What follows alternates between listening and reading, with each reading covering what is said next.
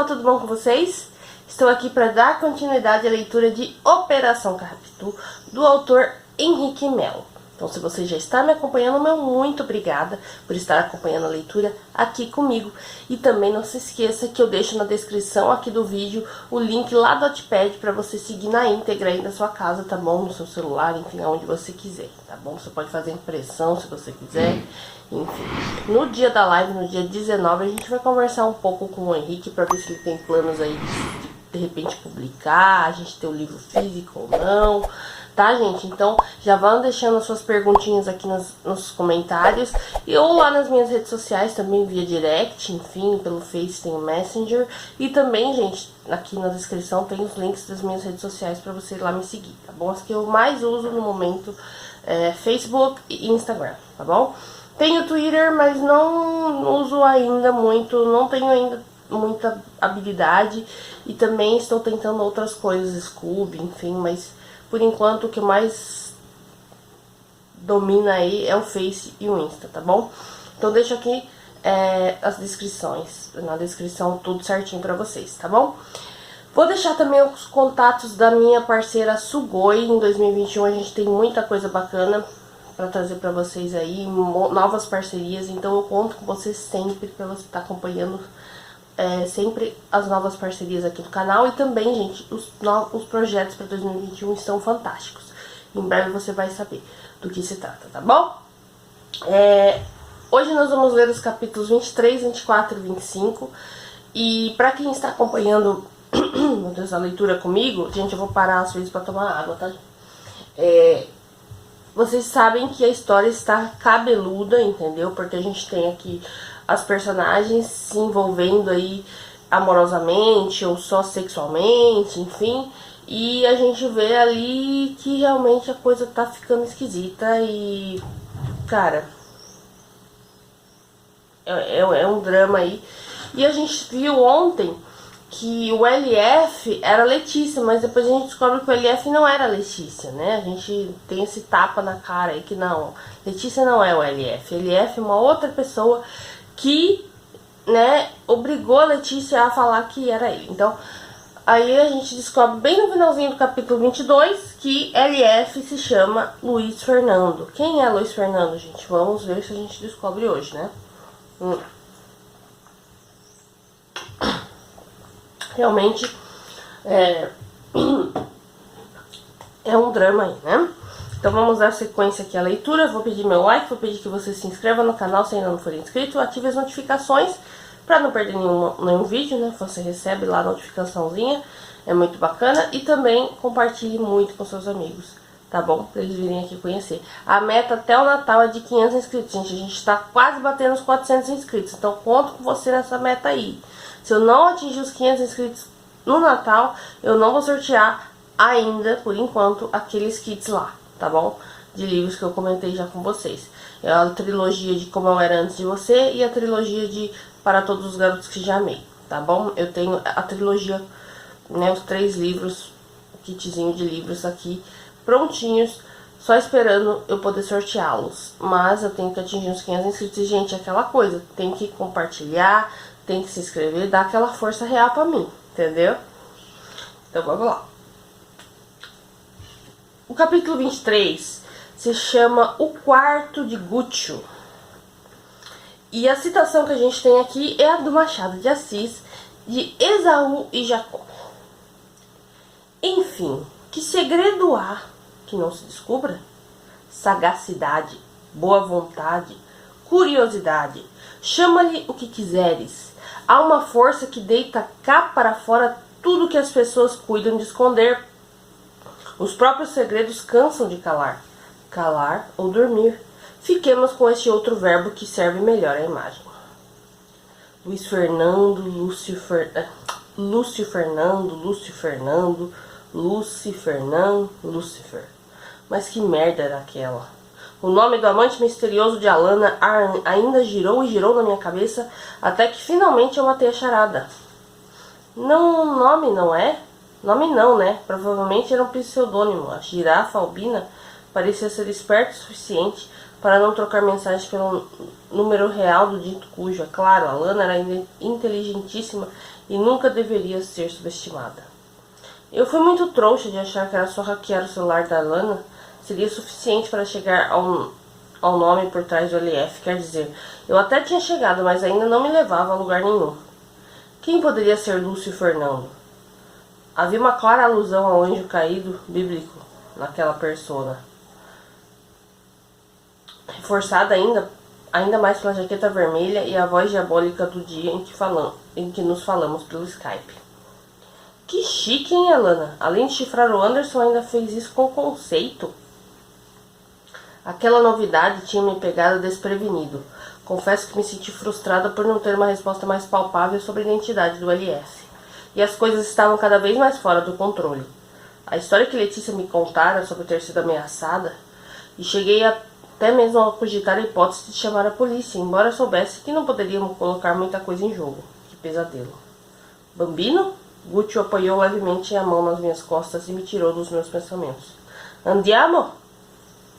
Claro, acho que já peguei tudo.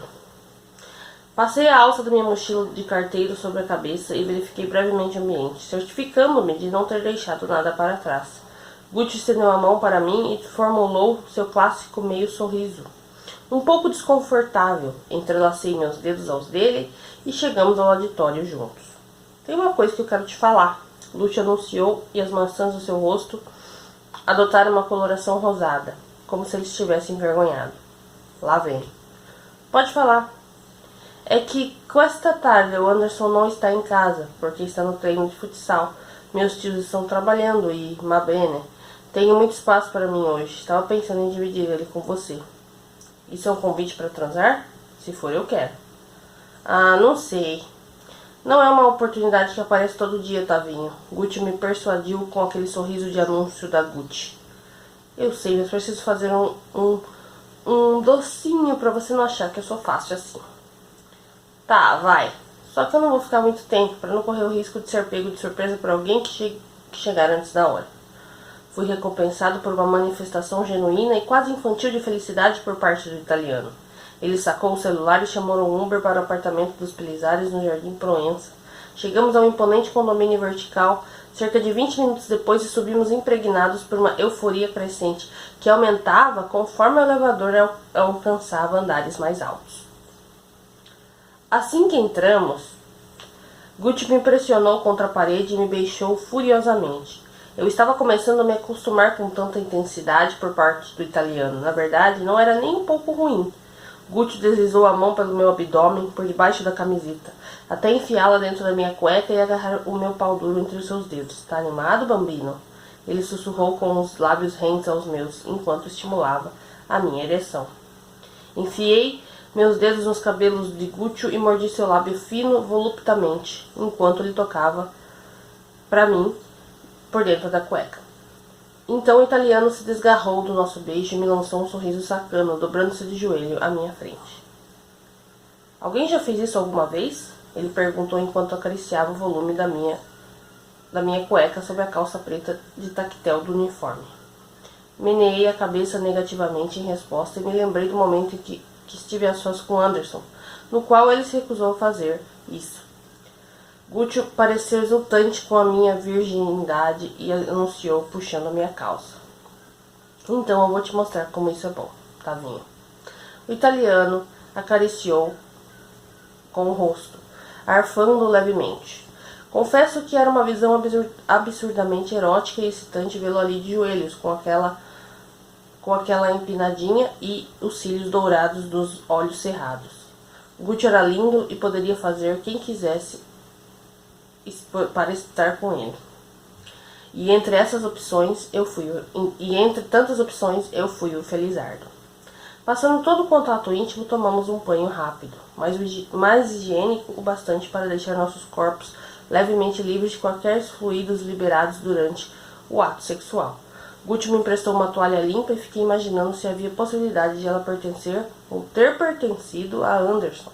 E por mais doentio que possa soar, a ideia de tomar banho naquele banheiro me deixava intimamente animado, porque Anderson provavelmente estivera ali entre aquelas paredes. Voltamos ao quarto e nos trocamos, conversando sobre o sentimento de ansiedade pela chegada do festival. Gucci demonstrou um dos seus raros momentos de insegurança, dando mostras que tinha medo de que algo desse errado quanto à logística do transporte dos elementos do cenário. Fomos interrompidos nesse ponto da conversa por miados lamuriosos, vindo do corredor de um gordo gato angorá que entrou no quarto. Olha só quem apareceu! Gucci se abaixou e afagou as orelhas do recém-chegado, que se enroscou rosronante em suas canelas. Devia estar dormindo em cima da máquina de lavar. Ele adora ficar lá. Muito lindo seu gato, só espero que ele não chegue nem perto de mim. Eu nunca tive nenhum animal de estimação, mas se fosse para ter, acho que eu iria preferir cachorros. Gatos parecem meio, sei lá, pouco confiáveis. O bichano pareceu ouvir o meu comentário. Ele deixou os carinhos de Gucci para trás e veio todo rebolativo em minha direção. Quase saí correndo, mas percebi que seria muito mancada demonstrar toda essa rejeição em frente a Gucci. Então o gato folgado deu um salto e subiu no meu colo. Deus santo, isso só pode ser um milagre. Ele nunca vai com a cara de ninguém. Bem que podia não ir com a minha também. Nossa, nem sei o que fazer, falei desesperado quando o gato se aninhou no meu colo. Ele morde? É um gato, Otávio. Gucci riu. Além disso, o Domênico é muito bonzinho, né, filho? O italiano fez uma breve carícia em seu pet. E nossa, essa trepada me deu uma fome. Acho que eu vou fazer um lanche. Você quer também? Com certeza. Ah, se você fizer um pra mim, eu como sim. Só fico com dó de levantar daqui e espantar o Domênico. Pode ficar aí se quiser, eu venho já. Observei o Gucci deixar o quarto e sumir no corredor rumo à cozinha. Você até que é bonitinho, hein, Domênico? Falei para o gatinho que continuou de costas para mim, aparentemente me ignorando, mas respondendo com forte rossonar os meus carinhos. Sem muito motivo ou explicação, Domênico ficou de pé no meu colo, se espreguiçou e saltou para o chão. Nossa, mas já cansou de mim? Achei que você estava gostando dos meus afagos, poxa. O gato eriçou os pelos do rabo, que mais parecia um espanador de pó, e pareceu ter captado alguma movimentação estranha sobre a mesa onde ficava o notebook de Gucci. Com desempenho, Domênico saltou sobre uma cadeira giratória. Seus bigodes se moviam como sensores. O corpanzil felino todo se rebolava em meio à graciosidade predadora. Não dava para saber o que os olhos do gato tinham visto. Talvez uma barata ou lagartixa. Depois de mais alguns instantes de perícia, mais um salto, e Domênico escalou a estante de livros de Gucci com certa dificuldade. Pôs-se a girar entre as encadernações e nesse processo seu focinho gordo acabou por derrubar um dos volumes que abriu aberto no chão. E Domênico, olha o serviço. Eu me abaixei para recolher o livro e vi o título da Camerão, de Giovanni Boccaccio, na capa. Era uma edição muito bonita, encadernada em couro. Quando levantei o exemplar, o maço de cartas presas por elástico caiu de um fundo falso entre as páginas. Recolhi o maço e olhei o remetente rapidamente. Estava escrito em italiano em uma caligrafia muito bonita. Era um tal de Conrado Pellegrini, a Anderson. Ué, mas por que Gucci guardava aquelas cartas se não eram para ele? Não pensei muito na resposta, apenas escondi o maço dentro da cueca e devolvi o Decamerão, agora sem recheio, à estante de livros. Com esse tom mal-educado, está te perdonando, Plumbino? Gucci me perguntou quando voltou ao quarto, trazendo um prato com alguns lanches e uma garrafa de Coca-Cola. Imagina, ele é bonzinho, parece que está caçando alguma coisa, mas não sei o que é. Ele está sempre caçando alguma presa imaginária. É doido. Eu e Gucci comemos nossos lanches sentados na cama, enquanto Domênico corria de um lado para o outro do quarto, perseguindo sabe Deus o que. E eu me sentia ansioso e incomodado com a história das cartas e procurei me despedir do meu namorado, por conveniência, e anfitrião assim que terminamos a nossa refeição, e por mais que ele insistisse para ficar mais um pouquinho. Gucci me acompanhou até a porta e deu um selinho de despedida. A fechadura tremelicou do outro lado e alguém entrou no apartamento. Era Anderson. Já virou tradição ele aparecer toda vez que eu e o Gucci estamos nos beijando. O grandão olhou para mim, para os meus cabelos úmidos e também para os do primo, e os seus olhos ganharam uma expressão estranha. Não era exatamente de raiva, parecia decepção. Ele passou por nós sem falar nada e entrou no seu quarto, batendo na porta.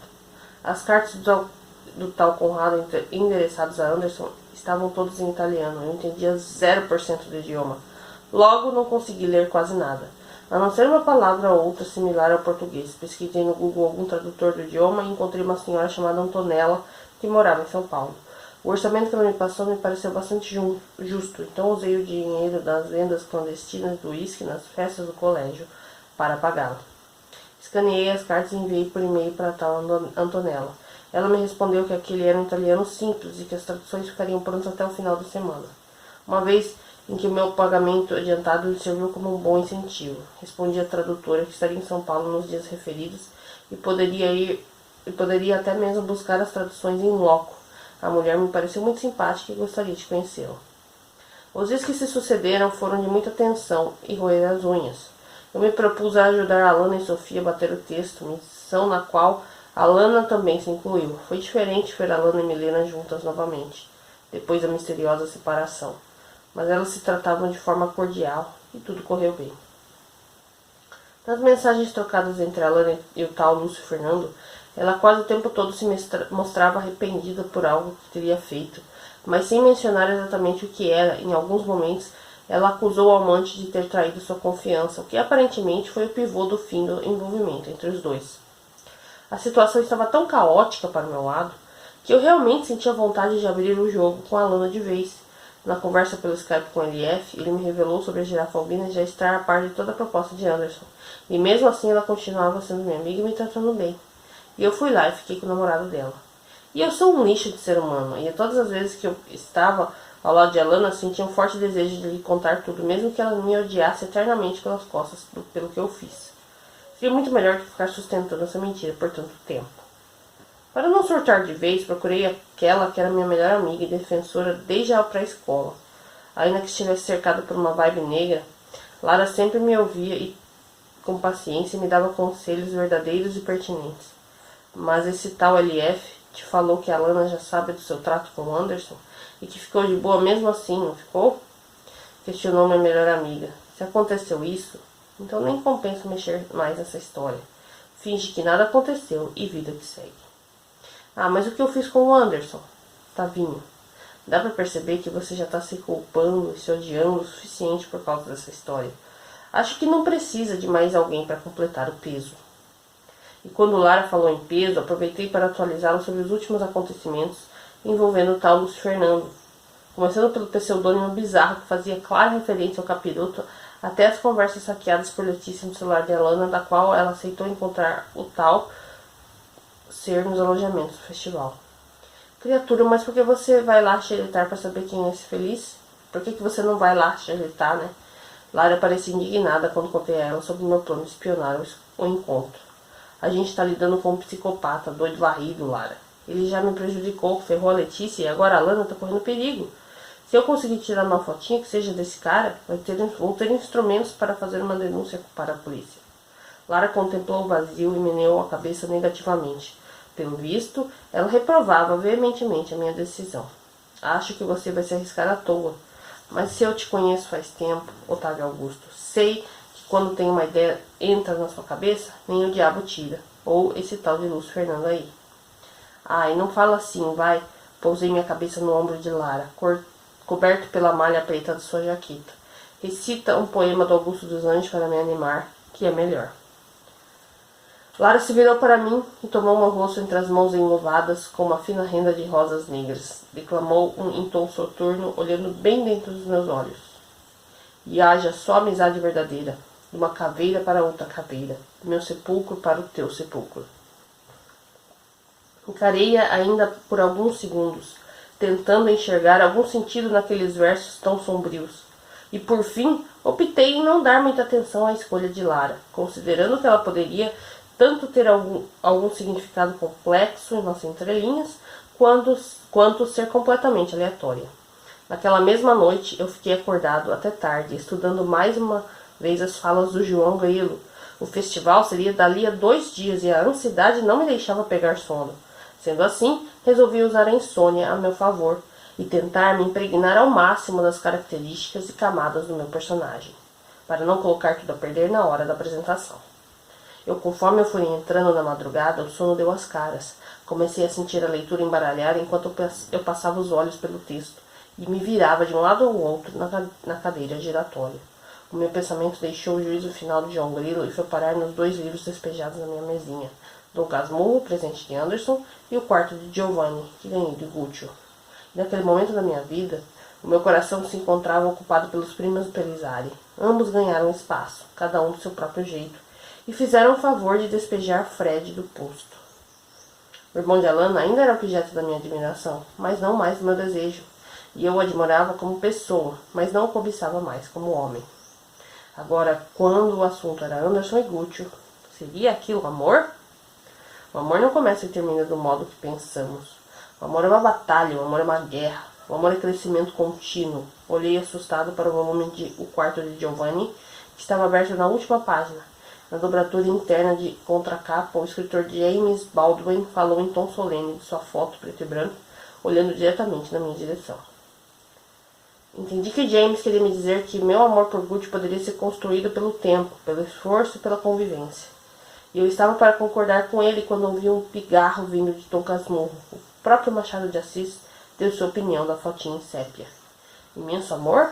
Perguntou o cérebro escrito, ajeitando os óculos pequenos. Imenso amor, paixão violenta, acrescentando que talvez a definição já não coubesse bem ao atual sentimento da pessoa. Agora era uma adoração quieta e calada. O bruxo do Cosme Velho, que era o apelido pelo qual Machado foi conhecido em vida, me encarou de forma desafiadora, conhecendo os meus sentimentos a ponto de saber que seria impossível refutar sua colocação. Realmente não era possível precisar se o que eu sentia por Anderson era um imenso amor ou paixão violenta, mas que era um sentimento que existia sim, e que estava guardado dentro de mim. Mas James Baldwin não se deu por vencido e salientou. O amor arranca as máscaras sem as quais temíamos não poder viver e atrás das quais sabemos que somos incapazes de o fazer. Ele estava certo. Graças a Gucci eu tinha encontrado coragem para enfrentar os meninos futsal e ser eu mesmo. Sem a máscara de garoto hétero que nunca teria a ver comigo. O italiano me inspirou a defender o verdadeiro Otávio na frente de todo mundo. Ele teria feito aquilo por amor? Mas Machado de Assis olhou abismado para o escritor americano do século XX, como se tivesse achado aquilo tudo uma grande besteira. Amores não se encomendam como vestidos, sobretudo não se fingem, ou não se devem fingir nunca.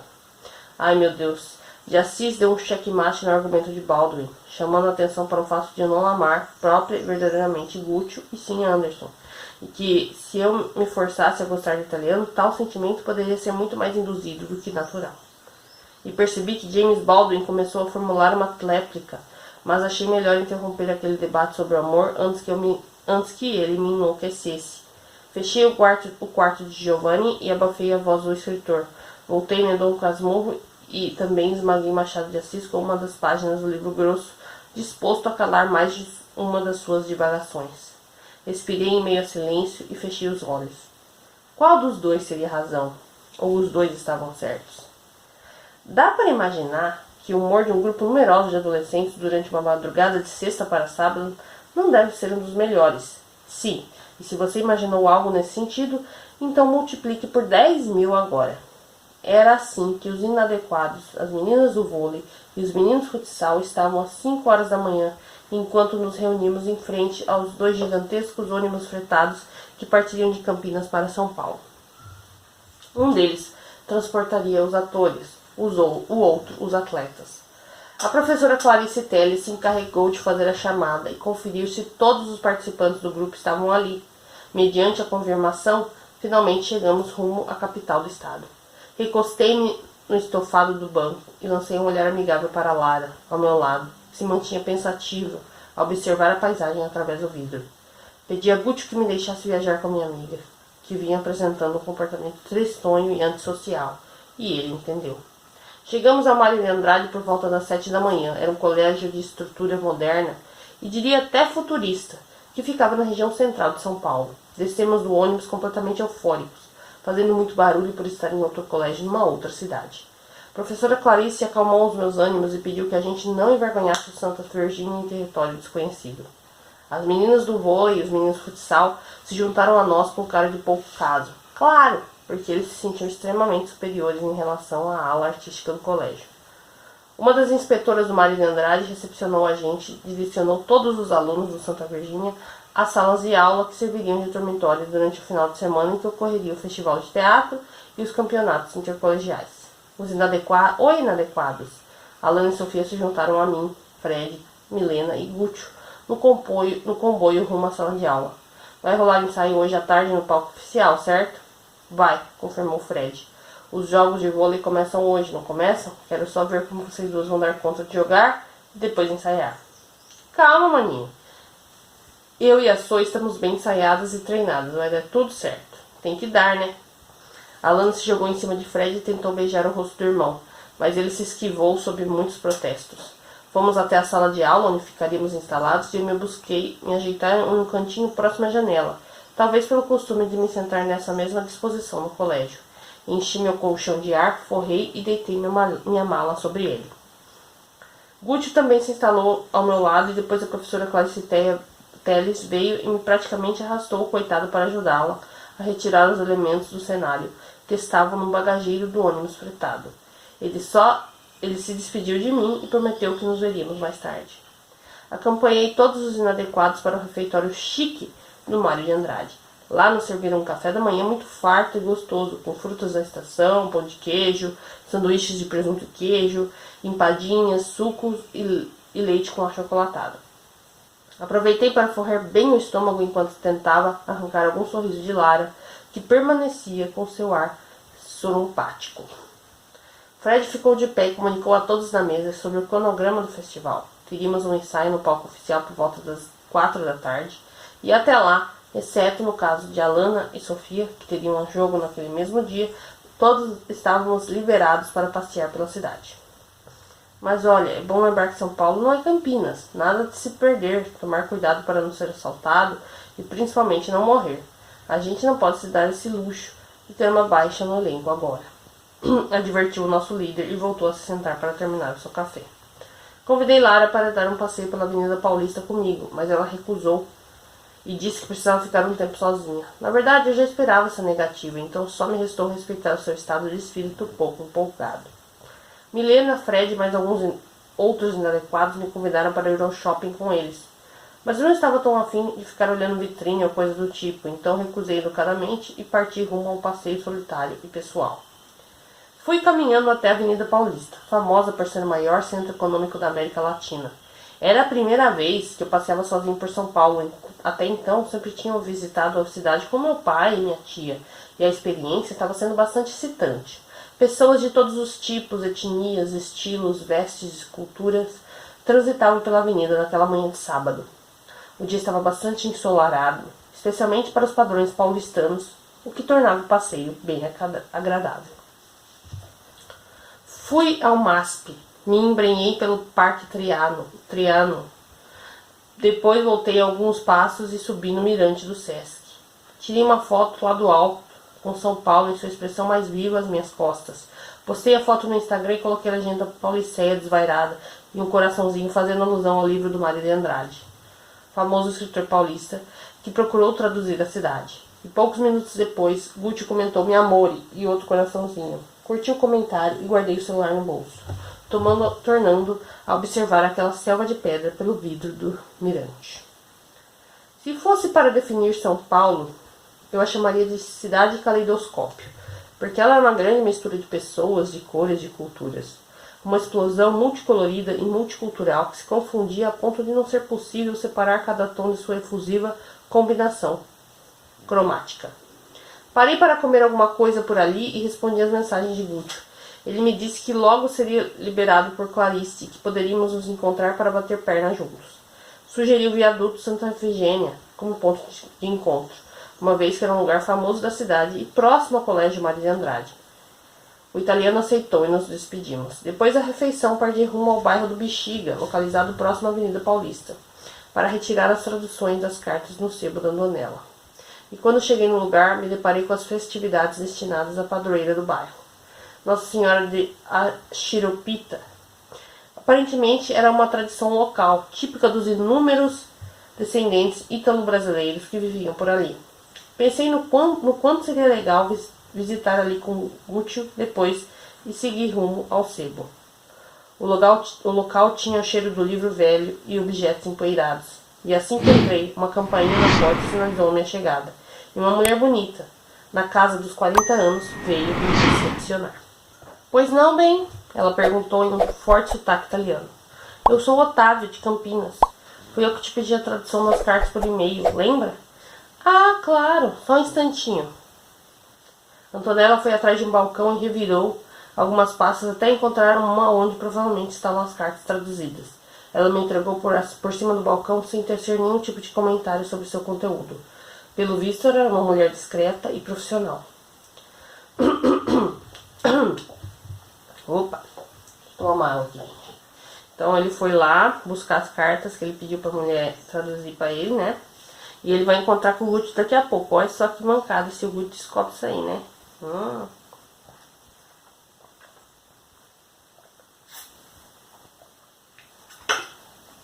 É um pouco...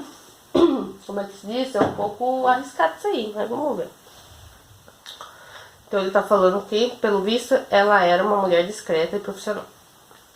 Conversamos brevemente sobre aquela região e a festa que acontecia na rua. Antonella falou com bastante orgulho sobre o bairro, rasgando-se em elogios a respeito de sua alegria de viver em um lugar que evocava memórias tão positivas de sua terra natal. Agradeci a tradutora e ganhei a rua. Passei por entre as dezenas de barracas da festa de Achiropita. O cheiro que vinha delas era muito convidativo e eu até faria uma pausa para comer caso não estivesse de estômago cheio. Caminhei até chegar à famosa escadaria do Bexiga, que eu sempre lembrava de ver nas novelas da televisão. Eu me sentei em uns degraus e abri a pasta. O que diziam aquelas cartas? Suspirei brandamente, sentindo um leve receio de encontrar nas linhas traduzidas algo que me decepcionasse. Comecei a ler. O doce Conrado Pellegrini se sentou ao meu lado e me contou, linha por linha, sobre os acontecimentos envolvendo ele, Anderson e Gucci na Itália. Sua aparência remetia um pouco à minha, de acordo com a foto que eu encontrei no meio de uma das cartas, salvo o tom de pele mais claro e os olhos e os cabelos que puxavam para o castanho e nem tanto para o preto como os meus. A história que Conrado me contou não era bonita ou feliz. Eu me apoiei no parapeito todo em ferro e arte novo no tradicional viaduto Santa Efigênia. Observei os automóveis passando lá embaixo, pequenos como carros de brinquedo. Era por volta das 13 da tarde e havia um movimento típico de horário de almoço na região. Porque ele é uma bicha escrota e nojenta e só tá te usando, seu infeliz. Eu te avisei e tô avisando agora de novo. Vai se deixando levar pelo rostinho do príncipe do Gucci que você vai se lascar. E nem vai ser do jeito que você quer, manja. Lembrei da advertência que Anderson me fizera no dia em que ele me pegou aos beijos com Gucci. E naquele momento, observando o vai e vem dos carros passando sobre o viaduto, ela fazia total sentido para mim. Foi quase por instinto. Senti os passos de Gucci vindo na minha direção e me virei para recebê-lo. Era o mesmo andado descomprometido e sensual que tinha chamado minha atenção na primeira vez em que nos vimos. Nossa, foi difícil achar esse lugar, bambino. Precisei pegar um Uber. Gucci se inclinou para me beijar, mas eu desviei. Olhei para Gucci cheio de ódio e mágoa. O que aconteceu, Otávio? Não me segurei. Explodi em 1000 acusações e despejei sobre Gucci toda a história das cartas traduzidas e seus conteúdos pungentes que me causavam tanto nojo. Ele apenas me ouvia berrar descontrolado, os lábios entreabertos, uma expressão chocada. Você roubou as minhas cartas? Ele rebateu em tom acusatório quando parei de gritar. Essas cartas não são suas, meu filho. Elas não são para você. Pouco importa para quem elas são. Você mexeu nas minhas coisas e pegou algo que era meu. E eu ainda te levei para dentro da minha casa para você ter minha confiança, Tavinho. Como esse menino pode ser tão cínico? Sério que você vai falar de confiança, cara? Porque olha, depois do que eu li, quer dizer então para você, eu sou só uma massa de manobra igual a esse tal de Conrado. Acertei? Nas cartas ele pede desculpa por ter se deixado enganar por você, porque percebeu que só foi usado como uma forma de atingir o Anderson. E agora você tá fazendo igualzinho comigo. Eu não acredito que eu fui tão trouxa. Dei um soco enfurecido no parapeito do viaduto a fim de descarregar toda a raiva do momento. Gucci pareceu se dar por vencido. Ele passou a mão pelos cabelos, o olhar perdido por ter sido descoberto. Sua postura até mudou um pouco. Os ombros caíram. O olhar se fechou. Recostou-se ao parapeito e confessou sem me olhar. Eu queria provocar o Anderson. Na Itália, ele e esse bambino das cartas eram muito amigos. E em bene, eu deduzi que havia uma paixão escondida ali. Foi fácil conquistar o Conrado de certa forma. O maledetto realmente acreditou que eu estava interessada nele. E por mais que ele gostasse do Anderson, não devia ter esperanças de que um dia os dois fossem ter alguma coisa. E quando meu pai me mandou para cá para me castigar por eu ser gay, logo toda a raiva que eu sinto pelo Anderson voltou e aí você apareceu. Dio santo, como você se parece com o Conrado. Estava claro que meu primo também estava interessado em você, então eu percebi que poderia me aproximar para tirar o Anderson do sério. Levei alguns segundos para processar toda aquela verborragia com sotaque italiano. Quer dizer que o Anderson tinha interesse em mim? Eu queria entender por que essa perseguição toda. Eu li tanta coisa pesada naquelas cartas, racismo, bullying. Gucci se virou para mim e tentou me segurar pelos ombros, mas eu não deixei. Tavinho, o Anderson é um covarde. Ele não é como eu e você, que enfrenta o que a gente é de verdade. Ele mente e se esconde. E por isso você resolveu foder com todo o psicológico do moleque, Gucci? Nossa, que justiceiro é você. Basta. O rosto de Gucci se avermelhou e ele se contraiu de uma expressão de choro. E no momento eu só queria te usar, admito, mas agora, Otávio, você me cativando aos poucos, seu filho de um cane. Eu fui me apaixonando por você de verdade. Então se desapaixone. Desculpa, Gucci, mas depois dessa merda toda eu não vou acreditar em declaraçãozinha bonitinha vinda de você. Na verdade, você não sabe o quanto está sendo difícil para mim olhar nos seus olhos agora. O italiano engoliu em seco e limpou uma breve lágrima que escorreu.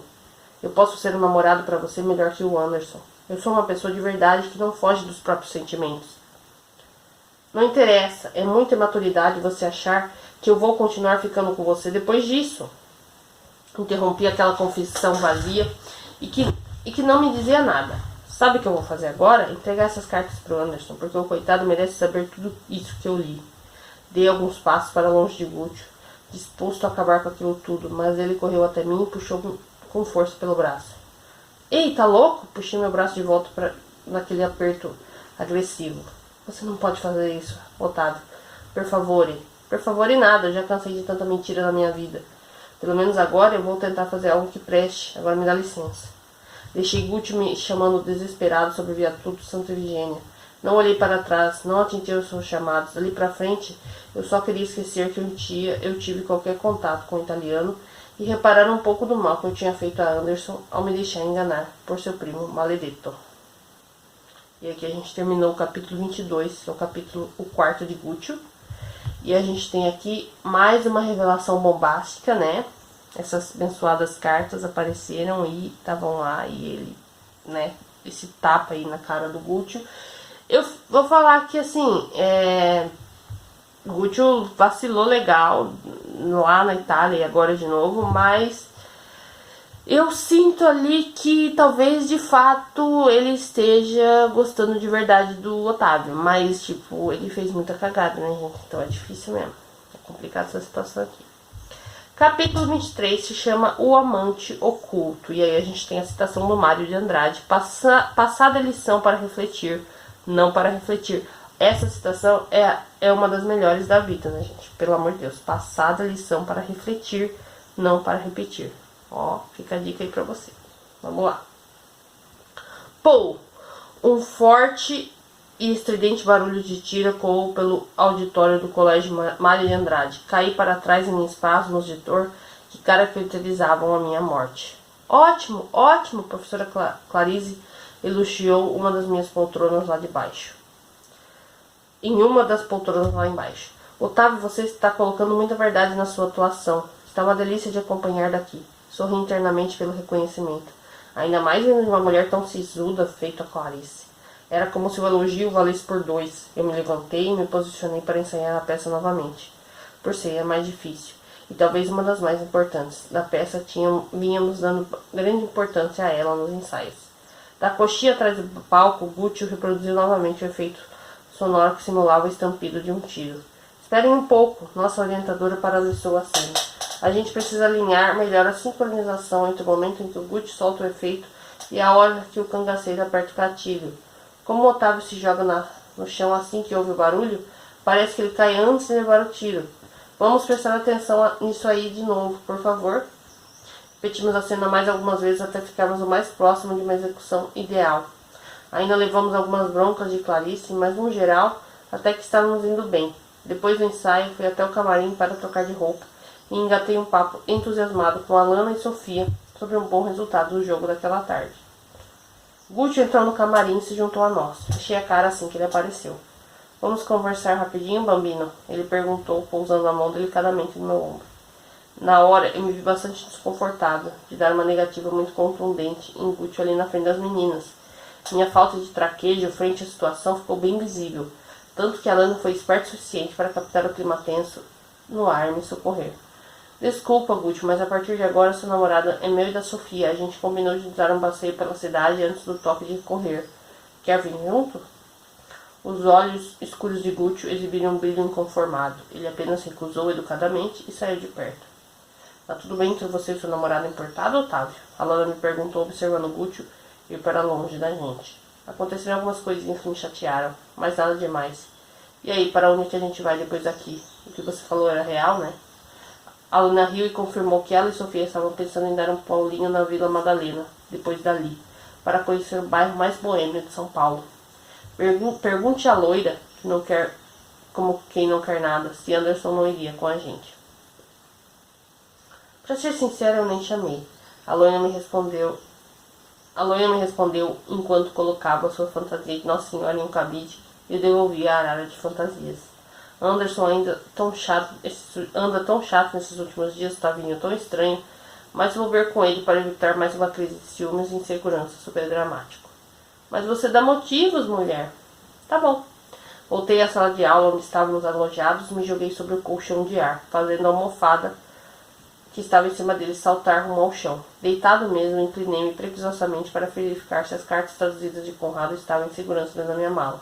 Puxei o zíper e passei a mão dentro do compartimento, mas saltei a não sentir o papel espetar meus dedos. Um pouco mais ansioso, fiquei de joelhos em cima do colchão e abri o compartimento da mala sem encontrar nem sinal das cartas. Será que eu guardei em outro lugar aqui e não me lembro? O meu coração disparou enquanto eu revirava todas as minhas coisas. Cheguei ao extremo ao despejar tudo que estava guardado na mala.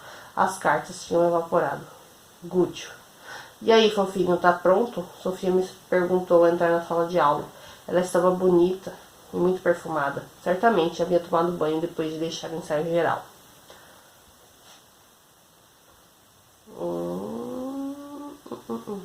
Meu Deus, peraí. Achei. A gente tá saindo daqui a pouco. Tô quase. Só fui pegar uma blusa. São Paulo, né? Respondi de forma um pouco evasiva, ainda me sentindo bem frustrado pelo sumiço das cartas. A gente tá te esperando lá no pátio, beleza? Concordei sem prestar muita atenção e dei mais uma procurada pelas coisas esparramadas por ali, totalmente em vão. É as cartas que você quer, Bambino? Gucci falou às minhas costas ao entrar na sala de aula. Estávamos só eu e ele ali. Você pegou? Perguntei sem me livrar. Era difícil olhá-lo. Recuperei. Eu me voltei e encontrei Gucci parado no meio da sala, pé entre os colchões. Ele estava de braços cruzados e com um sorrisinho sarcástico nos lábios. Aquilo me deu tanta raiva, mas tanta raiva, eu perdi o controle sobre mim e corri até ele, vociferando: seu filho da mãe! Para com isso, basta! Ele me segurou pelos punhos. Você sabe que não pode comigo, e eu não quero te machucar. Eu não vou te machucar. Então me dê as cartas. Acho que nenhum homem, pelo menos uma vez. Gucci riu. Esse tipo de psicologia não tem efeito comigo, Bambino. As cartas estão guardadas. Va bene? Ele se aproximou de mim e tomou meu rosto entre as mãos. Nossas bocas estavam sugestivamente próximas. E quando eu estiver preparado, vou entregar eu mesmo nas mãos do Anderson. Agora para de ser bravinho comigo. Que tal? Alguns inadequados entraram na sala.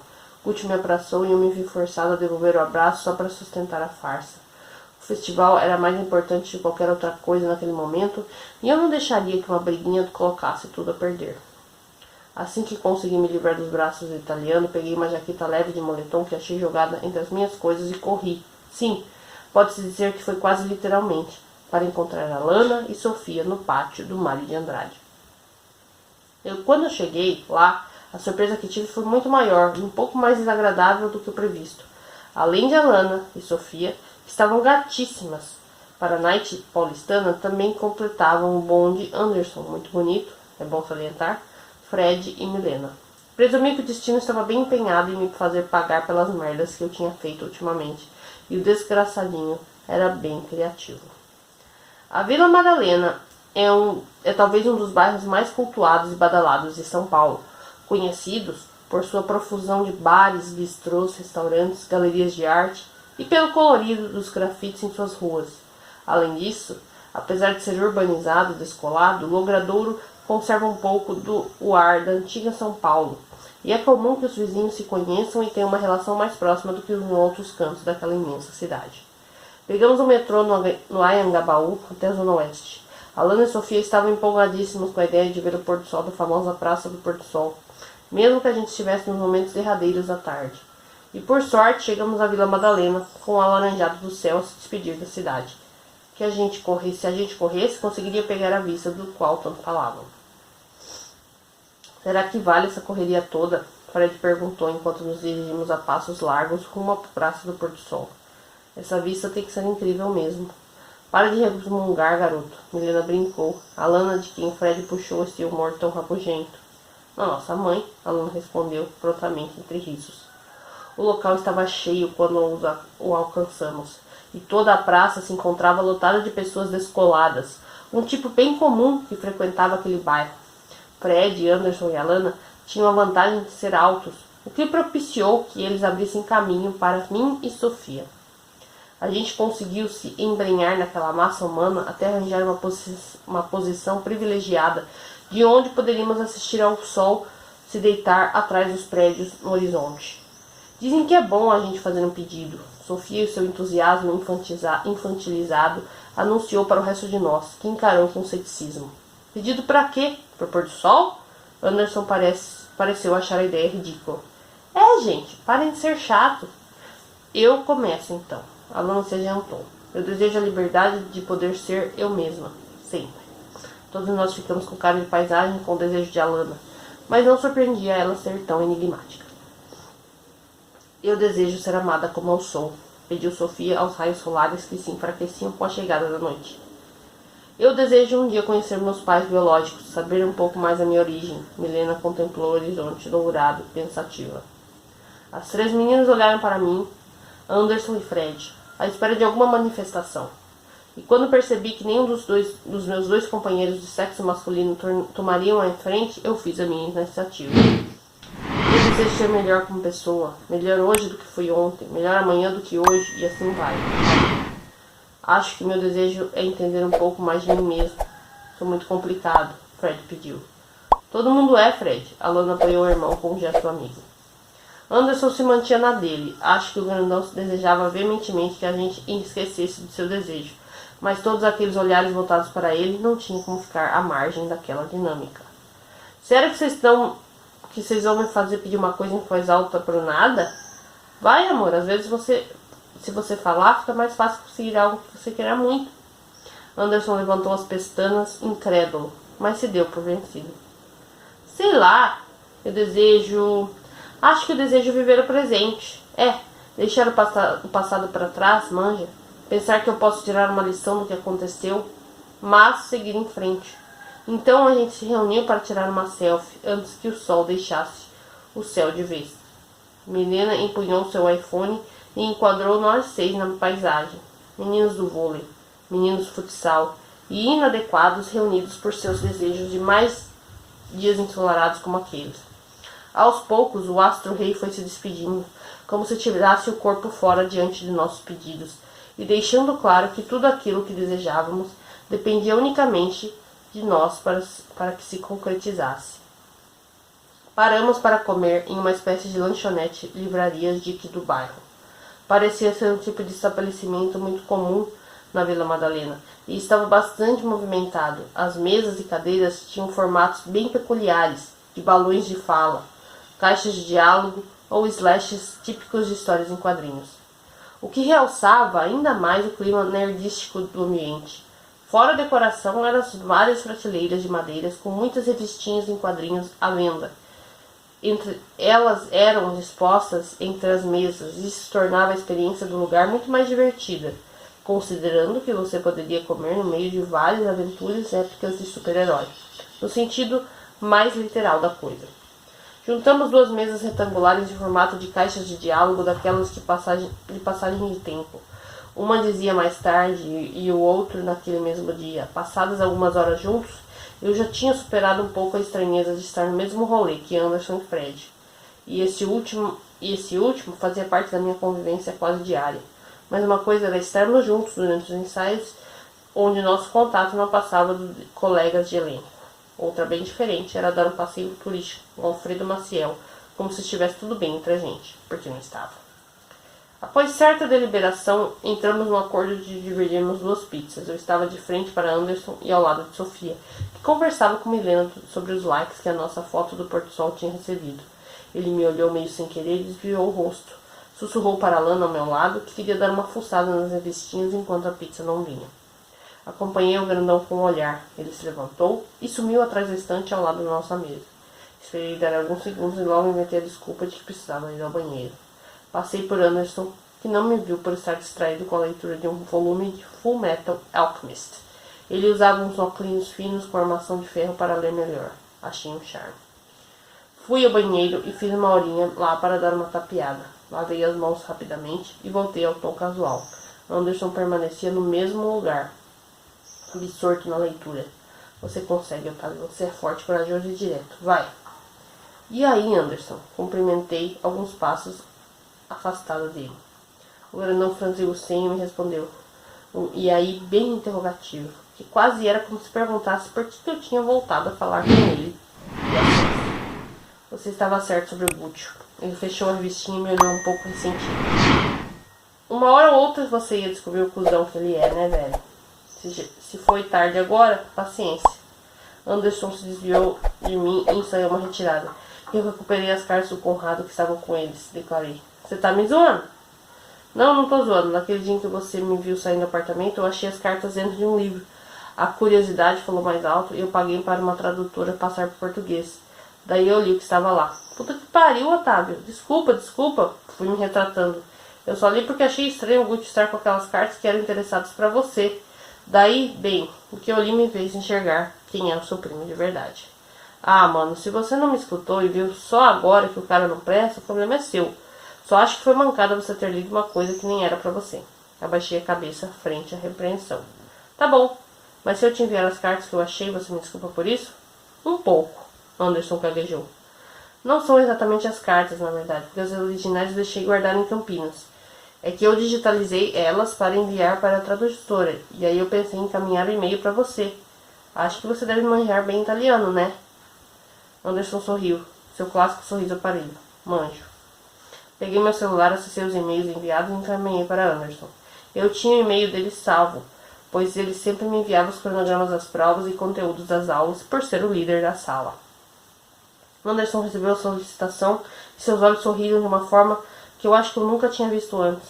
Você acredita que o Gucci roubou as versões traduzidas que eu tinha? Eu até fiz uma ceninha para enganar o idiota e fazer ele acreditar que estava por cima.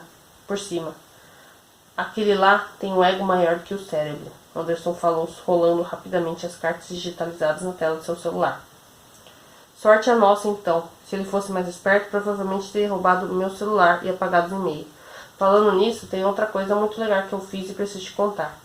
E pela expressão que Anderson ensaiou, ele não parecia surpreso que eu tivesse mais uma merda entre tantas e só resmungou um manda. Até pensei em falar a ele sobre as ameaças do LF, mas não achei justo envolvê-lo naquela história. Então me limitei a contar que Letícia tinha hackeado o celular de Alana e encontrou conversas comprometedoras dela com LF, que se auto-apelidava Lúcio Fernando. Falei sobre a postura esquiva de Alana nas mensagens e sobre o encontro que ela tinha marcado com seu amante oculto ainda naquela noite. Caramba, Gremlins, você é bem mais perigoso do que eu pensava. Sei que eu fiz merda. Que eu não devia ter invadido o celular de Alana. Fez merda sim, mano. Mas a vida é isso. Aprender com as merdas que a gente faz e não voltar a fazer de novo. Valeu por ter conseguido as cartas e valeu por me avisar, Tavinho. No calor da emoção, Anderson se aproximou e me deu um abraço breve e desajeitado, mas sincero. Eita, me chamou até de Tavinho. Esse Conrado deve ser muito especial pro grandão mesmo. Não sei porquê, garoto sem sal. Imagina. Alguém picarreou atrás da gente e nos separamos de imediato. Era Sofia. Ela acompanhou a cena com uma expressão indecifrável. Parecia ter gostado de nos ver abraçados. Anderson saiu todo sem graça e anunciou que iria ao caixa pagar pela revistinha. Fiquei tão vermelho por ter sido pego no flagra que até a minha peituda notou. Sofia? Isso, o Anderson me agradeceu porque... Relaxa, fofinho. Vocês são parças, é normal que um cara hétero abraçar outro não hétero e não tem nada de mais nisso. Quem pensa diferente é que tá errado. Ela deu uma piscadela pra mim. Será que aquela piscada era irônica? Eu estava te procurando porque tem uma revelação pra fazer. Você quer sentar? Porque o negócio é pesado. Meu Deus, isso não acaba. Não, pode falar aqui mesmo. Eu tinha te contado antes, tá? Mas aí eu só descobri ontem. E pode ser que você me odeie depois que eu te contar. Por isso eu tenho um pouco de culpa. Fala logo, Sofia. A Miss Peituda tomou fôlego antes de falar. Aquela enrolação toda já estava me deixando pilhado.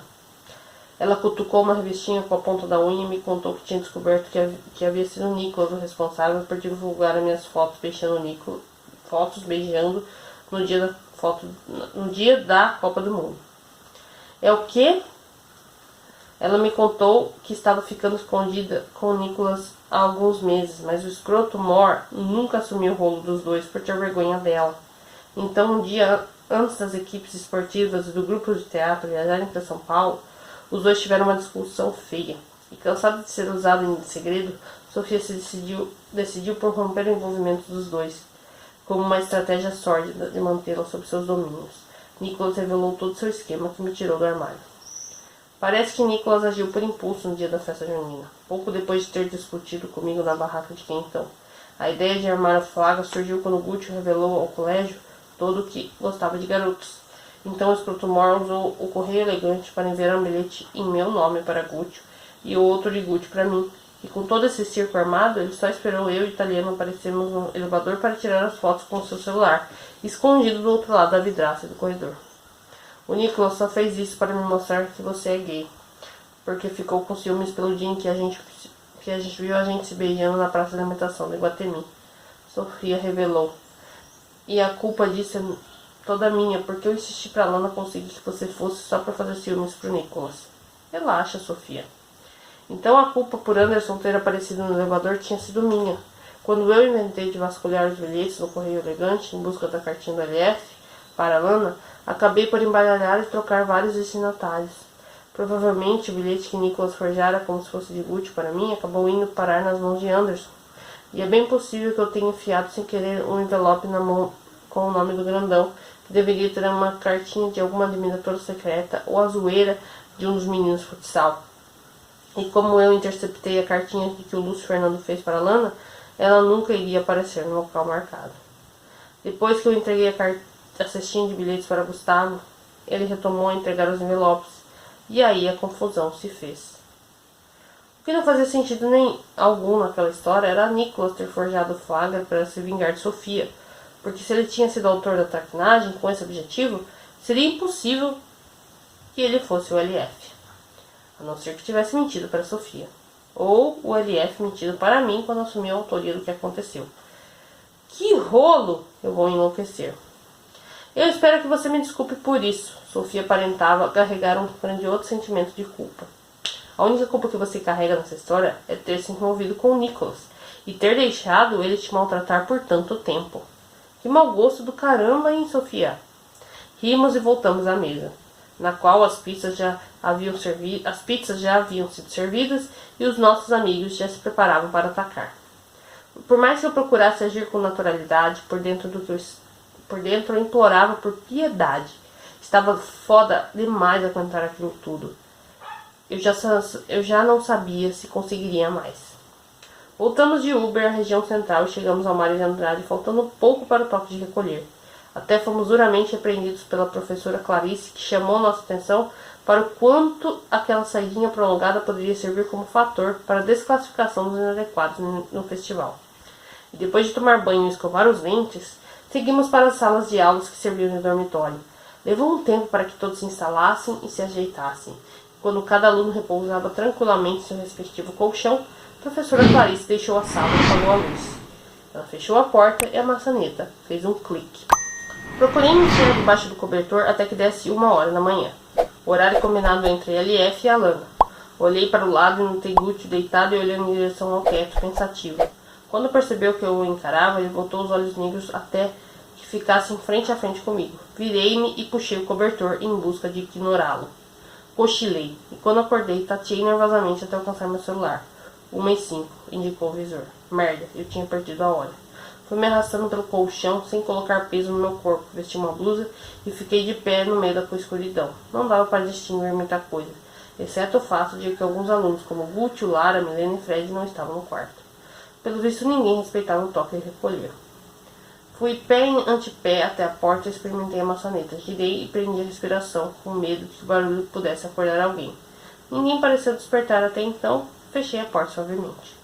Coloquei a touca da jaqueta e fiquei parado em meio ao corredor vazio. Não vi sinal de inspetor ou professor a fazer algum tipo de ronda por ali. Senti a temperatura gelada do piso atravessando o tecido das meias. Meus pés poderiam congelar nessa brincadeira, mas a decisão de sair quase descalço se baseava em não querer que a sola dos meus tênis provocasse arranhões que pudessem acordar alguém. Respirando de forma compassada, segui em passos felinos. Nas mensagens que Letícia tinha me enviado, Lúcio e Fernando combinou de se encontrar com a Lana na próxima quadra. Por que não pode abrigar o festival? Assim, no meio da noite, correndo sérios riscos de serem pegos? E em se tratando de LF, a única coisa que justificava essa decisão eram as atitudes e pensamentos que denunciavam um forte traço de psicopatia. Eu sempre me lembrava de tia Doris, que trabalhou por muitos anos em um centro de ressocialização de pessoas com distúrbios mentais. Ela estudou bastante a respeito dos psicopatas e sociopatas desse período e até se deparou com algumas pessoas com o diagnóstico da doença. Com base no que minha tia sempre me contava, os psicopatas sofrem de algo chamado delírio de grandeza. Eles sentem um prazer, se é que dá para dizer que isso é um tipo de gente que sente alguma coisa, em se exporem ao perigo. Muito disso se deve ao fato de não possuírem sentimentos como medo, remorso ou culpa, e logo a iminência de serem flagrados durante o delito pode ser altamente estimulante. E eu só me perguntava como é que a Lana foi se manter com uma pessoa assim, ainda mais para atrair o Anderson. Tá certo que o Manja irritava um pouco, mas fora isso ele era um cara legal. Eu namoraria com eles se fosse uma mina gostosa, dessas que os héteros tanto gostam. Avistei a Lana encostada no alambrado da quadra. Ela usava jaqueta tactel vermelha no uniforme das meninas do vôlei. Seus longos cabelos loiros balançavam com o vento. Busquei me abaixar atrás de quadro grandiosas lixeiras coloridas para materiais recicláveis. Tirei meu celular do bolso e deixei ele no jeito para poder fotografar LF quando ele aparecesse. E foi só pensar no diabo. LF surgiu andando com sua jaqueta vermelha, clássica jaqueta vermelha, e um gingado bem masculinizado. Mantinha as mãos no bolso e a touca lhe cobria a cabeça por completo, impossibilitado que eu pudesse distinguir o seu cabelo e suas feições. Era alto e forte. Ele se aproximou de Alana e tentou beijá-la no rosto, gesto que foi prontamente rejeitado. Eles começaram a conversar baixinho. De onde eu estava não dava para ouvir nada. Fiquei frustrado por não conseguir saber do que falavam e pela minha posição não me favorecer nem um pouco para descobrir quem era LF. Ofegante com os lábios trêmulos em meio ao vento frio, fiquei ali segurando meu celular e esperando o momento que LF tiraria a touca ou mostraria o rosto. A conversa entre Alana e seu amante oculto pareceu ganhar tons de animosidade. Ela se mostrou bastante exaltada e gesticulou de forma incisiva. Alana deu sinais que deixaria o diálogo pela metade. Ela até ensaiou alguns passos, mas a LF a segurou pelos braços e chacoalhou com força.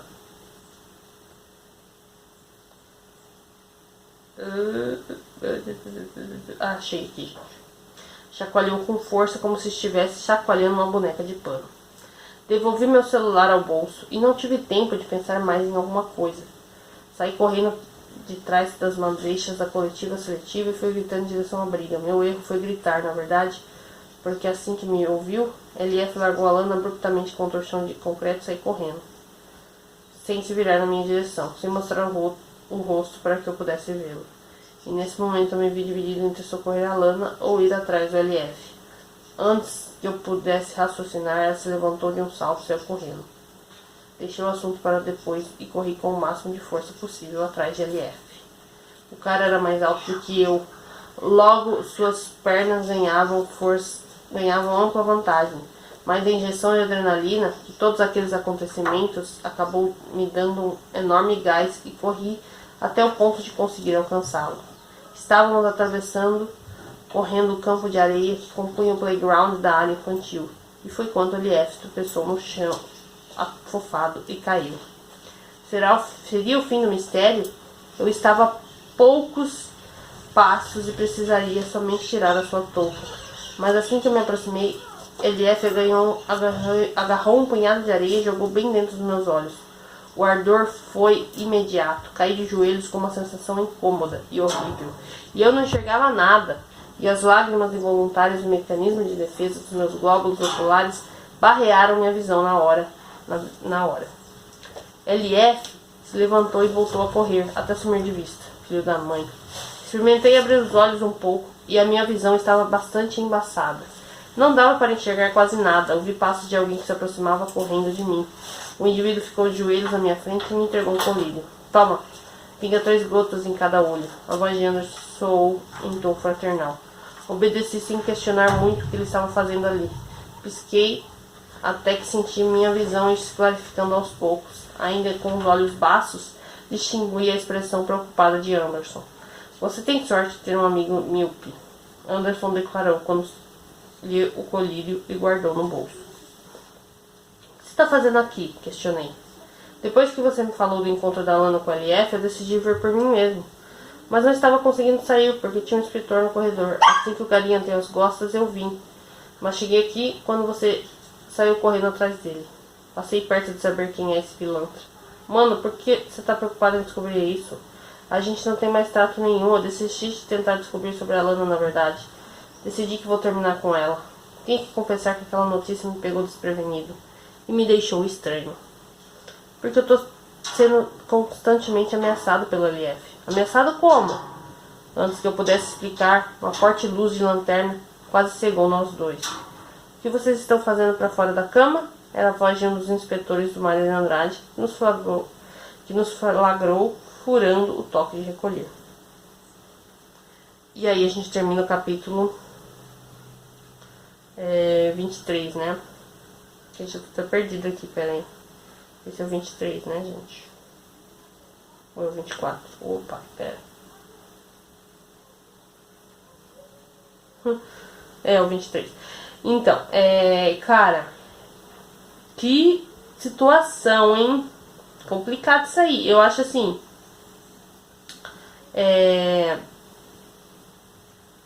Esse tal desse LF é muito safado, velho.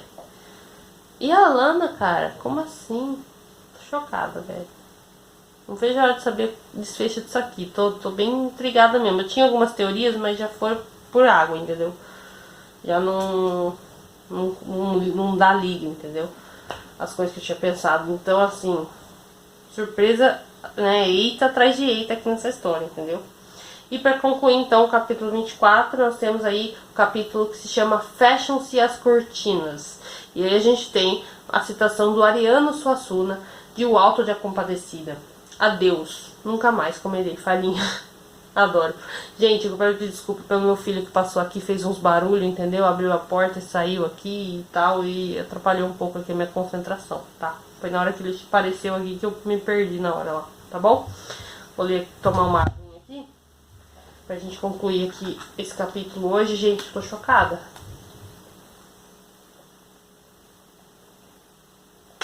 Que história. Bom, é bom assim, né? Vamos lá. Eu ainda estava com os olhos um pouco semicerrados como consequência do jato de areia atirado por LF. Anda, o que vocês estão fazendo para fora da sala a essa hora? Insistiu o inspetor de forma impaciente, enquanto lançava aquela luz perturbadora bem dentro das nossas retinas. A situação exigia uma solução rápida. Não só isso, mas também urgente e eficaz. E dentro desse contexto, não vi outra saída senão apelar para uma farsa. Fechei os olhos e comecei a balbuciar coisas nada a ver, bem baixinho, numa página horrível. Torci intimamente para que Anderson captasse qual era a minha estratégia. Logo ele pegou o que eu estava tentando fazer e me envolveu pelos ombros, pondo-me de pé. Desculpa, mas meu primo é sonâmbulo e toda vez que ele tem alguma crise, sempre chega perto de fazer besteira. Pude ouvir a voz de Anderson responder ao inspetor com uma naturalidade ensaiada, mas até certo ponto convincente. Sonâmbulo? O funcionário parecia bem desconfiado. Sonâmbulo, sim, senhor.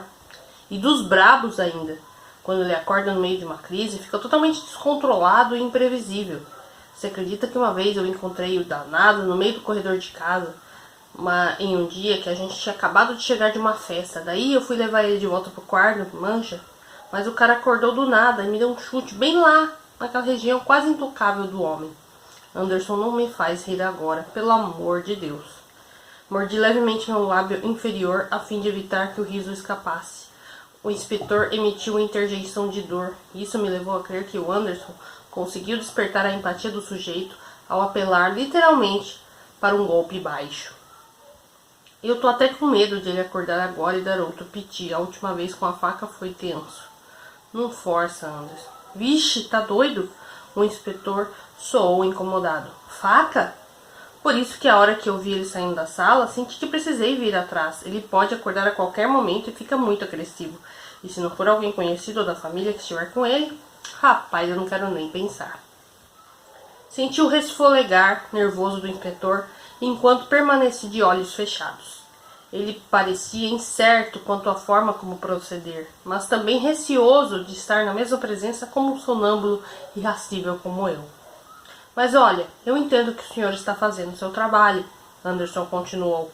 Então se precisar levar a gente para a direção por isso... dessa vez eu vou deixar passar. Mas você fica de olho nesse moleque para ele não sair de novo. Porque numa próxima eu vou precisar tomar alguma providência. Pode deixar. Eu vou levar ele para a sala então. O senhor acompanha a gente? O inspetor sabia que aquele seria o procedimento correto, mas parecia bastante assustado com o meu estado de sonambulismo. E para realçar o clima apavorante, murmurei mais algumas coisas desconexas, movendo meus lábios quase sem emitir som. Acho que não vai precisar, mas vocês dois têm que ir direto para a sala. Se aprontarem alguma gracinha, não vai ser comigo que vocês vão se meter, vai ser com a direção do colégio. Entendido? Opa, claro! Anderson me conduziu pelos ombros de volta à direção do colégio. Dava para sentir o clarão da lanterna do inspetor nas nossas costas.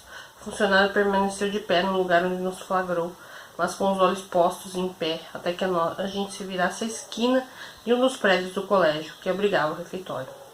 Cruzamos o pátio ainda naquele andar vagaroso. Era importante manter a farsa, mesmo que não estivéssemos sob as vistas do vigilante, para o caso de outra pessoa aparecer. Amanhã logo cedo eu vou jogar a final contra o time do Mário de Andrade. Anderson sussurrou bem rente ao meu ouvido enquanto me ajudava a subir a escada rumo aos corredores. Eu quero que você me encontre depois do jogo, na saída da quadra, para me contar direitinho essa história da ameaça do LF. Você quer? Desde quando você me dá ordens? Provoquei bem baixinho enquanto caminhávamos. Desde quando o suposto amante da minha namorada tá te perseguindo e fazendo ameaças? Emudeci. Não tinha como argumentar contra aquilo. Eu só não sabia se valia mesmo a pena envolver Anderson naquela história.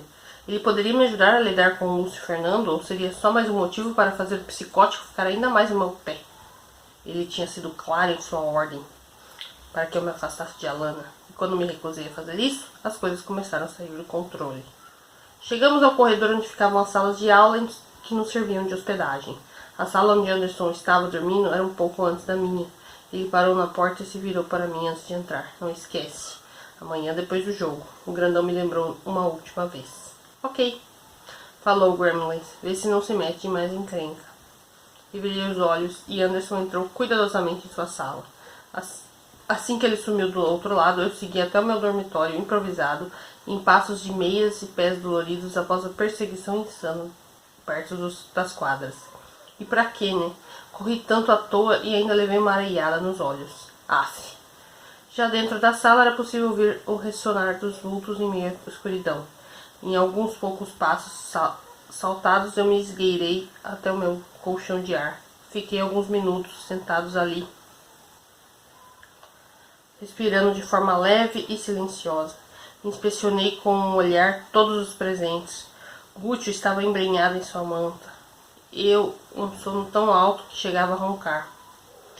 E os cabelos loiros de Fred saíram para fora de seu edredom também.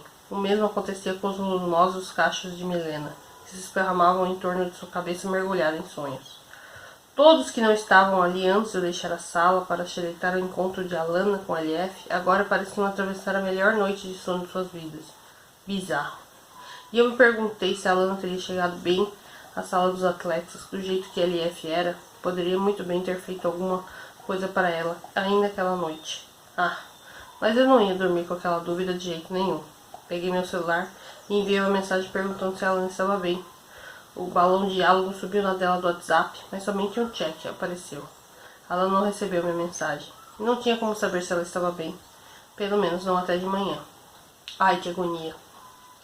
Só mesmo a rivalidade entre dois colégios, um campineiro e o outro paulistano, para lotar a quadra coberta do Mário de Andrade às 8 horas da manhã.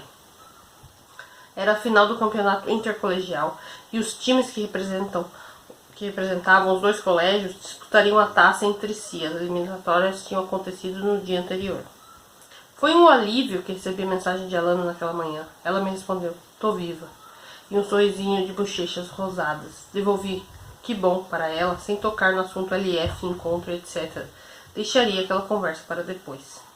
Nas lotadas arquibancadas da quadra, algumas meninas do vôlei agitavam a torcida com pompons nas cores azul e branco, que representavam o Santa Virgínia. E até Milena se encontrava no rolo.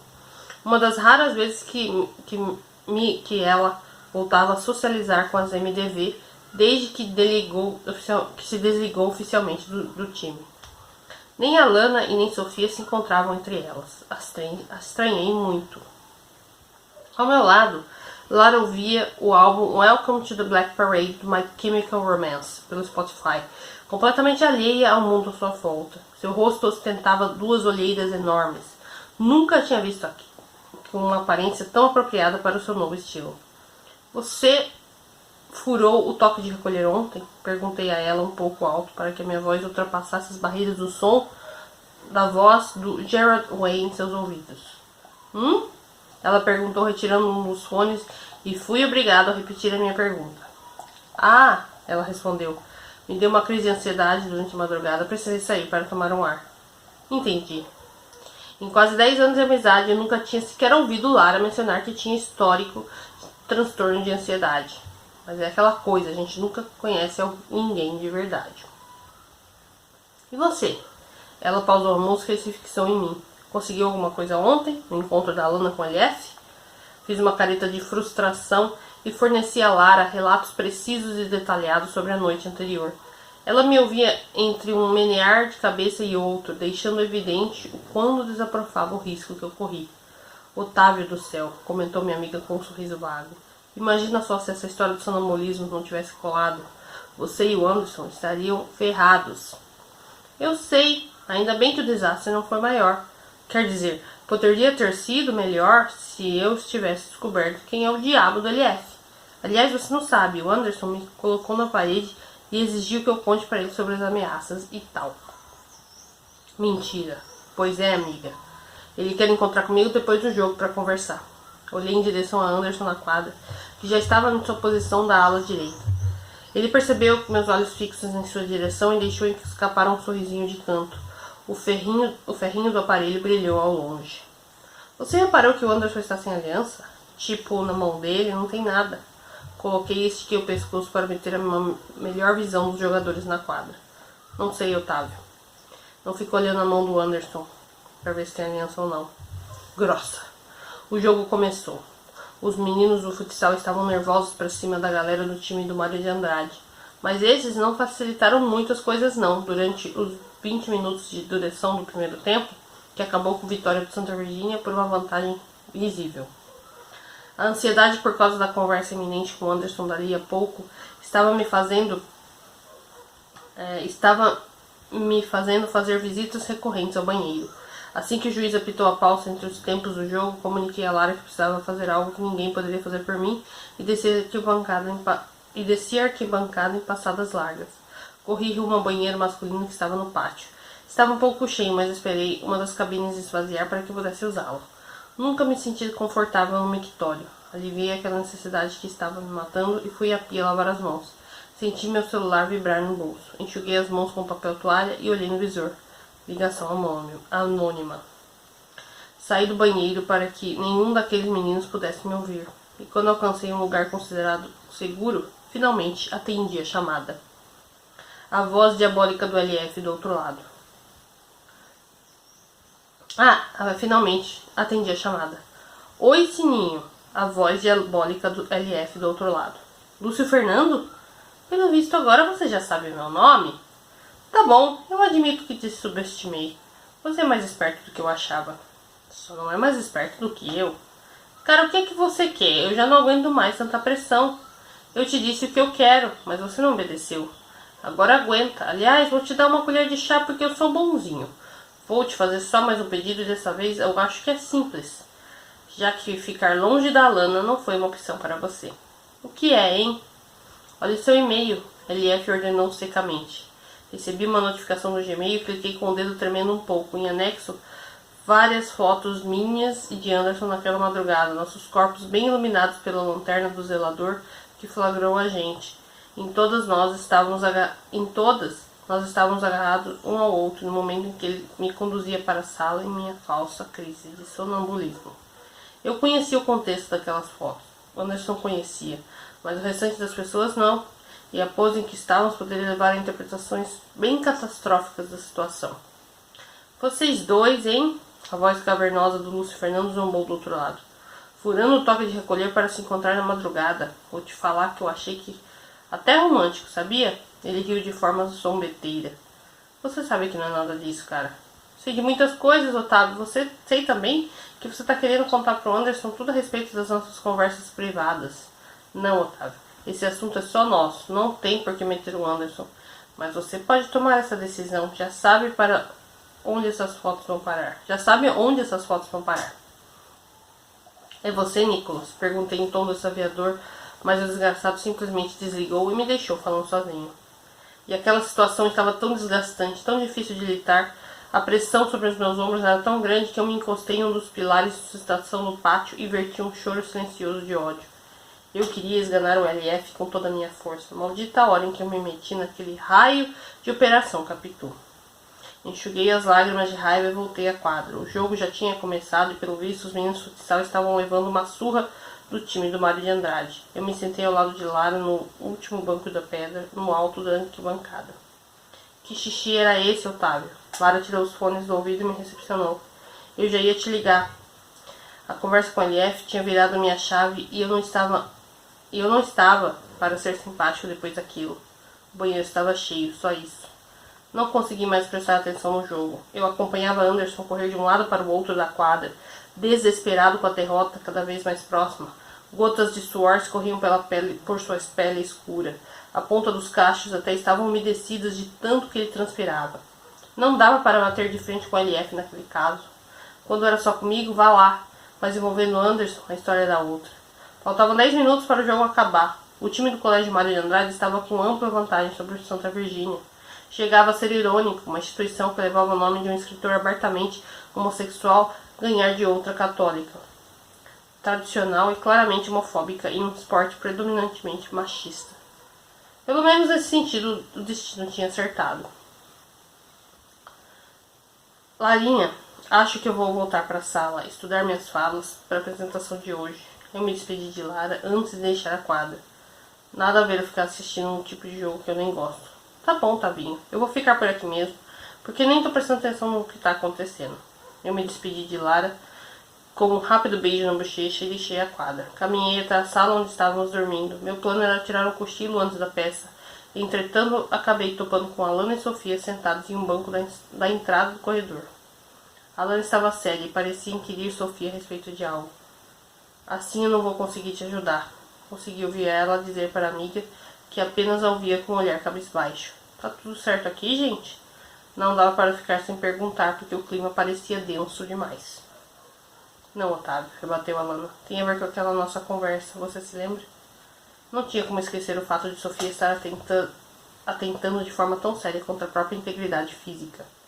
Por que vocês dois ficam se metendo na minha vida? Sofia se revoltou. Quer dizer que eu virei assunto dos dois pelas costas, então? Alana procurou acalmá-la. Não sou. A gente só quer te ver bem, mas desse jeito isso não vai ser possível. Mas eu tô bem, eu já disse que você viajou com essa história de bulimia, Alana. Como eu queria que fosse só viagem da minha parte, mas eu peguei você hoje fazendo aquilo de novo no banheiro. Eu não supus nada, eu vi. Eu fiquei de joelhos em frente a Sofia e busquei seus olhos, mas ela se negou a olhar para mim. Sofia, você não pode continuar assim, a gente está querendo te ajudar, porque uma hora ou outra seu organismo vai cobrar a conta. E detalhe, a gente vai entrar em quadra daqui a pouco, assim que os jogos dos meninos acabar. A Lana pontuou em tom de preocupação. Eu peguei as mãos de Sofia entre as minhas e perguntei de forma amigável.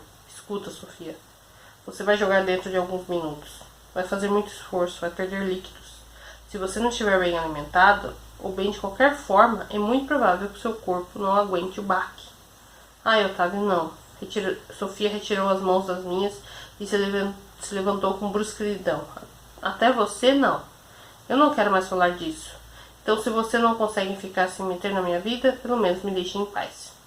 Sofia saiu balançando o rabo de cavalo em frenesi e cruzou o corredor rumo à sala dos atletas. Troquei um olhar preocupado com a Lana. E você? Tá bem depois de ontem? Perguntei. Não quero falar sobre isso agora, tá bom? Vou tentar dar um suporte para Sofia antes do jogo. Você vem assistir a gente? Pensei que a possibilidade de encontrar com Anderson na torcida do jogo das meninas do vôlei seria grande. Você vai ficar chateada se eu falar que não? É que eu quero dar uma espairecida antes da peça. Eu tô muito ansioso. Vocês não têm noção. Claro que não, querido. Acho que eu vou conhecer o Ibirapuera. Dizem que é um lugar bem gostoso. Se quiser me encontrar lá depois, você e a sua antes da peça? Combinado. A Lana fez 2 joinhas com as mãos e se levantou. E ela correu até a sala dos atletas, onde Sofia provavelmente precisaria do seu apoio. Pela primeira vez, depois de tanto tempo, parei para pensar na morte da minha mãe. Era um assunto proibido na família Lins. Muito pela forma como tudo tinha acontecido. Transtorno dissociativo de personalidade. Aquele era o nome do distúrbio que minha mãe desenvolveu no início da fase adulta. Em meio às suas dissociações, ela perdia completamente a relação entre fantasia e realidade. Acreditava ser outra pessoa, viver outra vida. E não era fácil para ninguém, nem para ela, e nem para o meu que procurou como podia ajudá-la a lidar com a doença. Eu me lembrava pouquíssimo dela, sabia que era uma pessoa pequena como eu, mas muito bonita. Tinha olhos grandes e pretos, cabelos também pretos e ondulados. Uma mistura luso-tupi-guarani de charme e bom gosto. A minha memória se encarregou de preservar somente 2 lembranças maternas.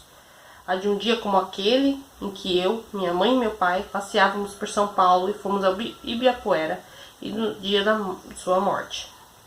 Olha lá o peixe, filho. A voz dela ecoou por minha cabeça quando atravessei a consagrada ponte do arco sobre o lago. Eu me lembro de que ela me segurava entre os braços e apontava para mim os habitantes subaquáticos do local. Peixe? Eu repeti ao acompanhar para onde o seu dedinho indicava. É, peixe. Ela me imitou e riu. De um jeito tão genuíno que é como se a felicidade daquele momento não pudesse se esvair nunca. Mas se esvaiu. Foi uma ocasião em que ficamos só eu e ela no apartamento. A empregada estava de folga, meu pai trabalhando. Eu entretido assistindo desenhos em meu quarto. De uma hora para outra, as aventuras dos personagens na TV ficaram desinteressantes e senti um pouco de saudades da minha mãe. Fui atrás dela e a encontrei na sala, deitada no sofá, com o braço pendido para fora. Mãe? Resmunguei na minha vozinha infantil, balançando seu braço frio e inerte. Mãe? Fiquei quase meia hora chamando, não conseguia entender por que ela dormia tanto. Comecei a ficar desesperado e chorar, querendo acordá-la. Acorda, mãe! Senti feio apertando sua mãozinha, sem cor, entre as minhas. Fiquei o resto da tarde olhando para minha mãe, repousando em seu sono sereno, até que meu pai chegasse do trabalho. Menino, até que enfim que eu te achei. A Lana bradou quando me encontrou aos pés da ponte. Seus cabelos estavam dourados pelo sol. Você não atende, não responde. Eu virei esse parque inteiro te procurando. Eu tinha deixado o celular no modo avião e ido de metrô até o parque. Foi a maneira que encontrei de fugir das mensagens insistentes de Guccio, dos convites para conversar de Anderson, ou até mesmo de LF. Eu conseguia fugir de todos. Só de mim mesmo que não. Eu achei que você não fosse vir mais. Procurei ser natural. Claro que eu iria vir. Assim que o jogo acabou, eu peguei um Uber direto pra cá. E aí, como foi? Campeoníssimas, meu amigo. Agora só falta ganhar o festival de teatro também. Falando nisso, tá muito ansioso? Minhas preocupações são outras, na verdade. Um pouco, sim. Cadê a Sofia? A Sofia não quer conversa depois de hoje de manhã. Mas eu não vou deixar isso quieto. Não. Ela vai ter que tomar juízo. Alana me tomou pelo braço e fomos caminhando pelo parque. A tarde estava ensolarada e bastante proveitosa. Você quer conversar sobre ontem à noite? Eu acredito. Pois muito bem. Alana se adiantou antes que eu tocasse no assunto. Paramos em uma sombra à beira do lago e sentamos. Eu preciso te contar uma história. Falei olhando diretamente dentro das incômodas íris azul vivas da minha recém-amiga. Ela apenas concordou sem evidenciar emoções de qualquer tipo. Não despechei as coisas sobre Alana e nem enveredei em uma narrativa vertiginosa de um fôlego só. Eu já estava um pouco cansado, então relatei os acontecimentos seguindo o rumo da tarde, contemplativo sem pressa. Contei sobre a minha conversa com Anderson na capela do colégio, sobre as suspeitas que ele tinha alimentado a respeito da fidelidade dela. Mencionei o trato, o fato de ter entrado para os inadequados apenas com o fim de se aproximar e forjar uma amizade que pudesse levar a informações privilegiadas, os encontros com Anderson para trocar atualização a respeito dos acontecimentos. As nuvens se esparramavam no céu ao sabor das minhas palavras, que encontravam em Alana uma expressão fria, inexorável. E mesmo assim senti que o momento não era apropriado para voltar atrás. Então continuei e falei sobre meu breve envolvimento com Anderson no apartamento vazio. Os únicos pontos que eu omiti em meu relato foram as ameaças do LF. E o fato de eu saber da existência dele e também ter hackeado o celular de Alana para descobrir a identidade de seu amante. E isso se deve ao meu receio de fazer com que a ira daquele inimigo desconhecido se voltasse contra Alana, caso ela se metesse na história. Mas eu não acho que o Anderson seja gay, tá? Salientei, começando a me sentir desesperado com aquele silêncio inexpressível. Foi uma escorregada, carência, sei lá que nome dá pra isso. Eu já sabia de tudo isso que você me contou. Alana falou alguma coisa finalmente, em tom neutro. Tudo, até a ficada com Anderson, porque ele me falou alguns dias depois. Não com tantos detalhes, eu só queria ouvir de você, para saber se você ia ter coragem de me contar ou continuar escondendo. Você nunca me falou nada, guardou essa mágoa de mim por tanto tempo então, ficou me odiando quieta? Nenhuma coisa nem outra, não te odeio por isso, nunca odiei.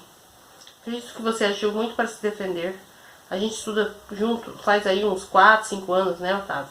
Eu vi e vejo o que os meninos fazem com você. Se você aceitou a proposta do Anderson, eu não te julgo. Se a sua aproximação com ele levou para uma trepada casual, meu Deus, sexuais existem, né? E nada impede que meu namorado seja um. Vou fazer o quê? Nem sei o que dizer. Eu só me pergunto uma coisa. Ela se deitou na grama com os braços esticados a se apoiar. Como é que você sabia que eu iria encontrar alguém ontem à noite? Fiquei com isso na cabeça. Não dava para desabafar com a Alana e contar a história pela metade, mas eu também não queria assumir que havia hackeado o celular dela. Eram tantas mentiras que eu nem sabia mais como lidar com elas. Eu não sabia. Saí para tomar um ar porque não estava conseguindo dormir. Daí coincidiu de ver você e o carinha lá. Acho que cheguei na hora certa. A Alana me devolveu um meio sorriso. Mas quem você iria encontrar? Joguei essa verde na tentativa de extrair da própria Alana a identidade do maldito LF e me livrar daquele pesadelo uma vez por todas. Isso eu não posso te contar. A girafa albina se levantou e limpou a folhagem presa nas calças. Pela sua historinha, seu trato com Anderson morreu. Então logo não tem por que você descobrir mais nada. Na verdade, no que depender de mim, esse segredo morre comigo. Eu também me levantei sentindo o peso da frustração se abater sobre mim. Novamente pensei em contar a Lana a respeito das ameaças constantes que seu querido ex-amante vinha promovendo contra mim, mas tive medo que ela pudesse tentar alguma coisa e o diabólico Lúcio Fernando tomasse alguma das suas atitudes imprevisíveis. Optei por me abster por hora. O sentimento de ter contado para Lana boa parte das coisas que vinham me incomodando já poderia ser considerado uma grande recompensa, e a forma como ela reagiu me ajudou a passar por cima do assunto. A Lana não era boazinha e nem megera. Era humana, assim como eu, e por isso compreendia suas falhas a ponto de compreender as minhas também. Ela já havia se esforçado bastante para me perdoar, e eu imaginava então não iria pressioná-la a me contar a identidade de LF. Se eu conseguisse conquistar a confiança dela, talvez com o tempo essa informação viesse por si mesma. A cortina do auditório do Mário de Andrade se abriu solenemente e as luzes que iluminavam a plateia se escureceram. Um forte toque de clarim ecoou através das caixas de som nas paredes laterais do lugar. E nesse momento, o inadequado vestido de palhaço, na verdade, ele se aproximava muito mais dos bobos da corte medievais do que de palhaços de circo. Entrou no palco de forma sorridente para a plateia. A intervenção de Nossa Senhora no momento propício para o triunfo da misericórdia, alto da compadecida. Alan deixou a coxia e surgiu em cena, trajando seus típicos figurinos de santa. A mulher que vai desempenhar o papel dessa excelentíssima senhora declara-se indigna de tal alto, Mister, declamou sua fala e referenciou a plateia. O palhaço seguiu sua introdução da peça e finalmente chegou o meu momento de entrar no palco. Senti um leve tremor nas pernas, mas respirei fundo e fui. Ele diz, a misericórdia, porque sabe que se fôssemos julgados pela justiça, toda a nação seria condenada. Gracejei para a plateia em meu nordestinês ensaiado por semanas a fio, inclusive nas férias. Os espectadores riram e a peça seguiu animadamente. Em poucos minutos, eu e os demais atores em cena fomos ganhando intimidade com o palco. A plateia respondia muito bem o que a gente representava ali, muitas vezes rindo e batendo palmas em momentos cômicos ou de ironia social. A familiaridade da gente que entrava em cena ia ganhando a plateia. Permitia que os atores na coxia ficassem mais confortáveis para quando chegassem a hora deles brilharem. O público já estava ganho. Agora o segredo era manter a pegada até o fim da peça. E como resultado, o primeiro lugar do festival ficaria muito mais próximo do grupo dos inadequados. Não sei explicar, mas ali, debaixo daquelas luzes, sobre aquele cenário, eu me sentia como se tivesse descoberto meu lugar no mundo. Uma estranha sensação de orgulho e gratidão. Não só por mim, mas por todos os outros atores em cena. A gente estava empolgado, a gente estava afiado, a gente estava se divertindo. E por isso, apesar de toda a pressão e responsabilidade de levar os 10 mil reais para o Colégio Santa Virgínia, a leveza do texto do Suassuna tornava a experiência muito mais prazerosa. A professora Júlia arrasou naquela escolha. Gustavo, inadequado que estava muito bem na pele de Severino Cangaceiro, se deleitava na clássica cena em que seu personagem invade a cidade e ameaça matar todo mundo. E chega agora a vez do senhor excelentíssimo senhor padeiro dessa cidade de Taperoá, que terá sabida a satisfação de morrer ao lado de sua mulher safada. Ele falou, se referindo a Marcos, o inadequado maranhense que interpretava o padeiro. Antes de morrer, tenho um pedido a fazer. Marcos respondeu ao Gustavo Severino Cangaceiro. Ai, o que é? Quero que ela morra primeiro, para eu ver. Marcos apontou na direção de Sofia, que estava simplesmente um escândalo com a mulher do padeiro. Pensa que eu vou fazer cara feia? Está muito enganado. Tenho mais coragem do que muito homem safado. Sofia respondeu toda boazuda e afrontosa ao marido traído. Para quem não sabia atuar, ela até estava segurando bem a onda. Você, sim, está em tempo de se acabar, frouxo safado. Não lhe dou o gosto de me queixar de jeito nenhum. Está pronto? Perguntou de forma escarlate ao cangaceiro que seria responsável pela morte de sua personagem em cena.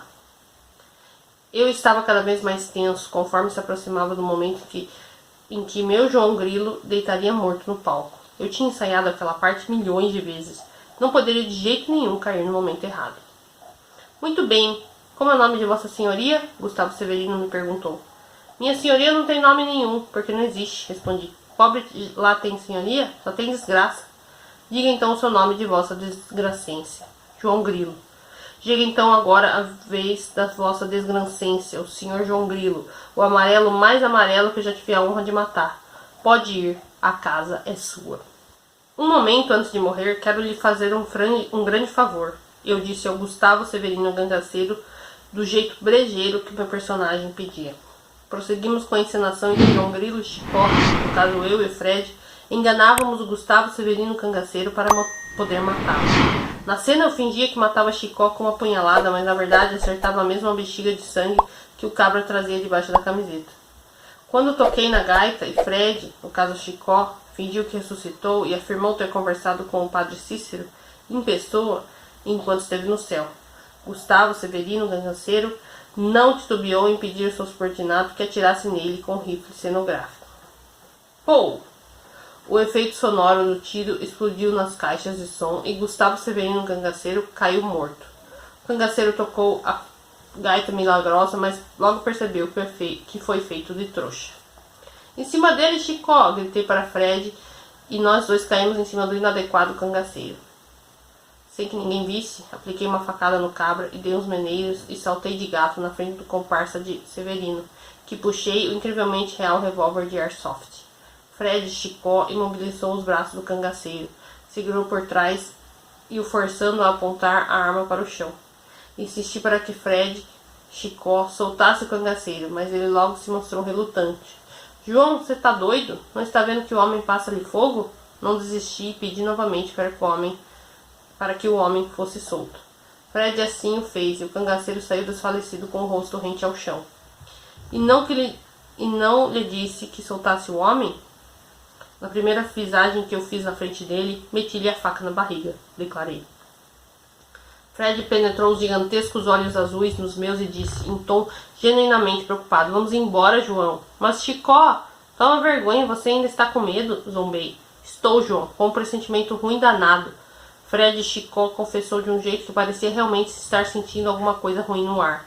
Sem me esperar, Fred Chicó deixou o palco completamente amedrontado. Antes de sair de cena, ergo meus braços de forma bastante teatral e começo a exclamar em nordestinês porrita. É agora! Você se joga no chão assim que ouviu o efeito sonoro do tiro. E agora, a vida boa e a independência para João e para Chicó, graças à minha altíssima inteligência e ao testamento do cachorro. Enquanto me vanglorio da minha esperteza, o cangaceiro que estava deitado se ergue com dificuldade, pega o revólver de airsoft atirado no seu lado e aponta na minha direção. O forte estampido do efeito sonoro de tiro ecoa e me jogo de costas para trás. Um forte cheiro de pólvora ganha o cenário e ouço a plateia gemer aflita. Oh! Alguns gritos histéricos também se alastram entre a audiência. Aquela dor excrucitante não estava no roteiro, nem nos ensaios. Aquele sangue todo também não. E por instinto, deixo um grito quase animal escapar de mim e levo a minha na região da costela esquerda. Ela se tingiu de vermelho vivo. Tavinho! Fred correu atrás de mim, atordoado. Se ajoelhou próximo ao meu corpo. Foi uma das últimas coisas que eu vi, além do coro de desespero e solados de sapatos contra a madeira do palco, que vinham crescente em minha direção. Minha visão foi se turvando lentamente. E aqui a gente termina então o capítulo. Gente, o que é isso? O que é isso, senhor Henrique? O que é isso? O que é isso aqui? Fala pra mim. Quer dizer então que... Não, Otávio não pode morrer. Não. Amanhã a gente vai saber o que é que tá acontecendo, tá, gente? Então eu volto amanhã. Já estou aqui com meu coração assim, ó, entendeu? Como é que pode a arma de airsoft ser... Oi? Não. Gente, amanhã eu volto. Amanhã a gente lê mais 3 capítulos, tá? Conto com você. Agora, mais do que nunca, eu estou aqui pra saber o que vai acontecer nessa história aqui, entendeu? Oh, meu pai. Como assim? Agora que parecia que as coisas iam voltar, né? Ele tava... Ô, situação complicada isso aqui, hein? Ai, gente, eu não quero que o Otávio morra, não. Vamos lá, amanhã a gente volta então, tá bom? Meu muito obrigado pra você que tá acompanhando. Eu tô realmente chocada, em choque, eu não tinha lido essa parte. Eu tô lendo junto com vocês, então, tipo, é surpresa total pra mim. E amanhã, então, a gente volta e a gente retoma aqui a leitura e eu estou assim, meu Deus. Como assim tá acontecendo, senhor? Amanhã eu volto, tá bom? Obrigado pra você que tá acompanhando a leitura comigo e até amanhã. Força, gente, força. Tá acabando, reta final e tá muito bom. E, meu Deus do céu, Otávio, não morre não, Otávio. Por favor. É isso. Tchau, gente, até amanhã.